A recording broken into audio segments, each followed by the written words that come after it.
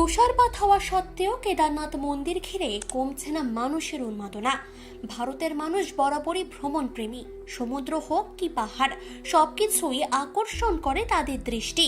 তবে আরও একটি জিনিস তাদের বেশ কাছে টেনে আনে, আর সেটা হলো ধর্মীয় স্থান।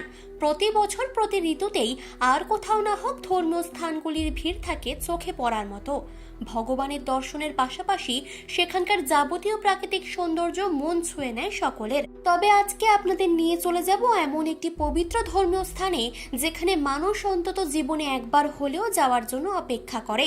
এই স্থান সকলের অত্যন্ত প্রিয়।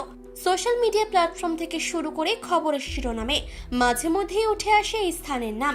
এখানে মাঝে মধ্যেই যেতে দেখা যায় সিনেমা জগতের তারকা থেকে শুরু করে খেলার জগতের সকলকেই। এই তীর্থস্থানটি উত্তরাখণ্ড রাজ্যে অবস্থিত। সেই জনপ্রিয় মন্দিরটি হলো কেদারনাথ মন্দির। বর্তমানে মন্দিরটি বন্ধ রয়েছে শীতের কারণে, তবে এটি খোলা থাকে শুধুমাত্র এপ্রিল মাসের শেষ থেকে কার্তিক পূর্ণিমা অবধি। তবে তাই বলে পুজো বন্ধ থাকে না।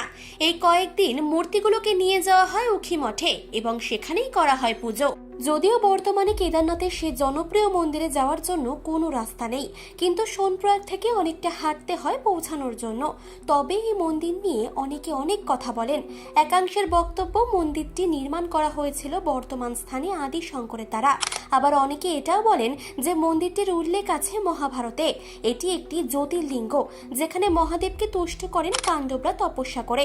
তবে সব মিলিয়ে এই মন্দির ঘিরে রয়েছে হিন্দু সম্প্রদায়ের মানুষদের আস্থা, ভালোবাসা থেকে শুরু করে সবকিছু। তবে অতিরিক্ত শীত হলেও এই পবিত্র স্থানের সৌন্দর্য একেবারেই কমে যায়নি। সেখানে আপাতত মন্দিরের দরজা বন্ধ এবং জোরদার তুষারপাত চলছে, কিন্তু তবুও মানুষ সেখানে ভিড় জমাচ্ছেন। অনেকেই ছবি তুলে ছাড়ছেন ইন্টারনেটে। বলা যায় একেবারে বরফে ঢেকে গেছে চারিদিক, কিন্তু ধর্মপ্রেমী মানুষদের উন্মাদনা রয়ে গেছে একই। গাড়ি পার্ক করার জায়গাতেও ঘিরে গেছে বরফে, এমনকি গাড়িগুলোর অবস্থাও একই। তবে সব মিলিয়ে শীত, গ্রীষ্ম, বর্ষা সবেতেই এক নম্বর কেদারনাথ।